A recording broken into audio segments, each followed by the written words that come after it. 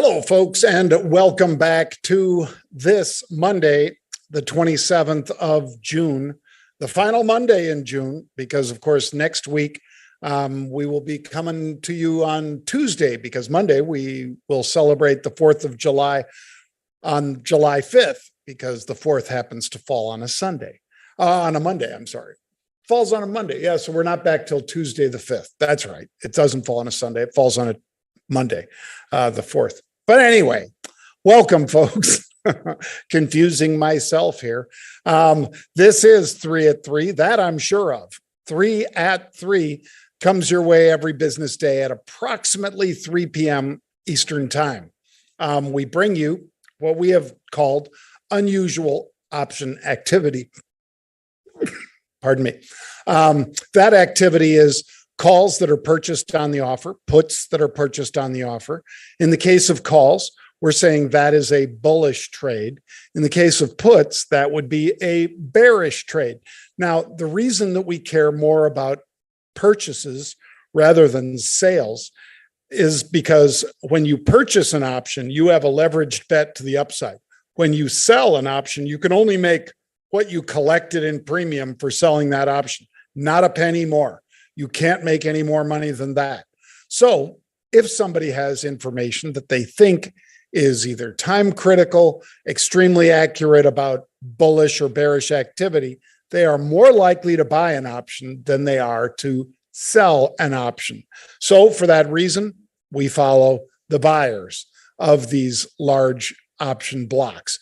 And we think it's close to 80%, probably in the high 70s, like 78% chance that when we see unusual activity, it ends up becoming a stock that you want to own if they're buying the upside calls, or a stock that you want to get out of or sell if they're buying the downside puts.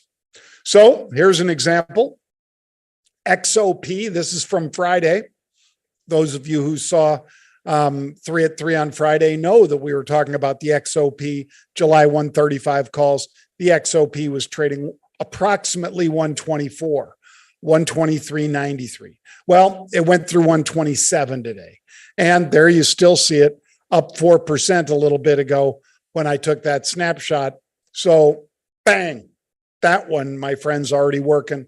I think energy sees a significant rebound after a month-long sell-off that has carried it, the XLE, down from 92 to 72. And I think the XOP, which is the exploration spider, similarly knocked down. And I think it makes a big comeback. I would point this out as far as comebacks, because you've heard me railing about volumes. If I don't see enough volume on an up day, I don't buy it. I think it's a fade. If I do see more volume on that up day, I think it's got more legs. This is a shot from Friday, as you see, 624. That was Friday. They were buying not the 35,000 or 34,000 that they had purchased in the previous 2 sessions. These are option contracts, folks. But instead, 43 million contracts, substantially more than either of these other 2 days. So for that reason, I give there a better possibility that we may have set that temporary floor. Who knows how temporary, if it's just weeks or whether it's long term. But I think that the volume speaks volumes. And that's why I'm showing you this one today. 1 day relative performance. Last week, energy had finally turned around by the end of the week to be up about 1% for the week. Today, look at what it's doing today. That's earlier today, nearly a 2.5% jump. The most outperformance of the entire group. So looking at these sectors, basic materials, healthcare, real estate, and so forth, it is clearly outperforming. And I think ready to keep going higher, which is what I said about the XOP just moments ago.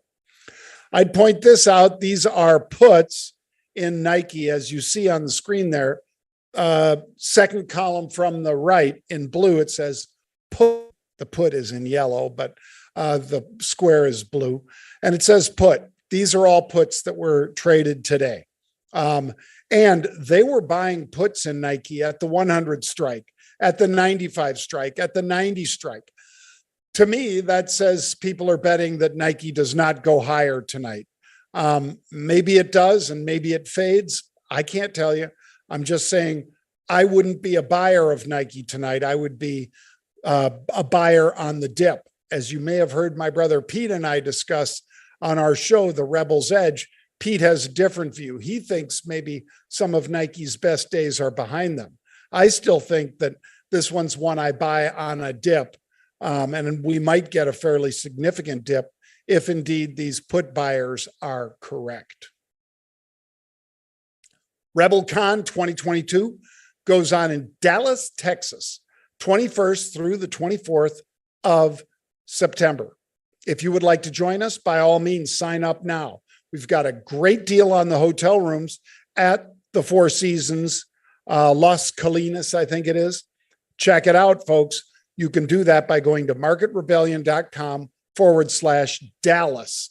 That's marketrebellion.com/Dallas. You could join us.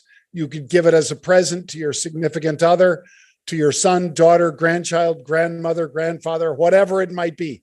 Anybody who wants to learn more about investing prowess should attend Rebelcon 2022. We have great speakers lined up. We'll start letting you know who those are. And it's just a great time. A lot of fun, a lot of discussion of markets, what works, what doesn't work, and what we're watching. Rebelcon 2022, Dallas, Texas, 21st through the 24th of September, marketrebellion.com/Dallas. All right, there I am with my friend, Big Frank Holland. I call him Big Frank because the dude's got to be 6'4" or 5". I don't know what it is with these guys, some of these anchors, but they're huge. And Frank's really nice guy. We talk a lot. And Frank has been hosting the halftime report while Scott Wapner has been taking his summer vacation. So there's Frank welcoming me to the show to talk about what else? Unusual option activity. First one today, SABR, SABR. What are they? They're what runs the backbone of the travel industry. So back in the day, everybody had a SABR. And then people started building websites, and the likes of booking.com and Kayak and TripAdvisor and all these found ways to use what Kayak was doing and make it easier for you and me to use as a website. But most of them still backbone on this data that they get through SABR. So SABR, SABR, $6.50 stock, approximately 628 to 640. They bought 6,000, that's 600,000 share equivalent of the August 8 calls. These are 2 months out into the future. Not fast time decay yet, but we're getting to that point where you don't want to let them go too long before you start selling calls against what you have purchased. But I bought these on this dip. I am also in jets. I am also in Delta Airlines and American Airlines. Bang.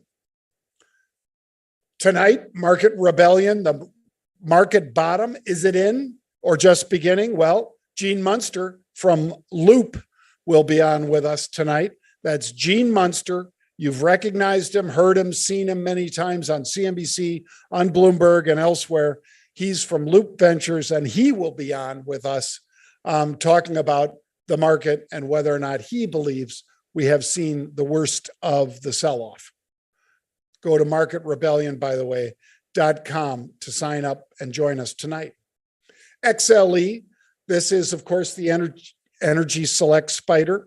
XLE, $72.40, 7,000 of the 22nd of July. So these aren't regular July expiry. These are the 22nd of July expiration, 78 calls. So approximately $5.50 out of the money.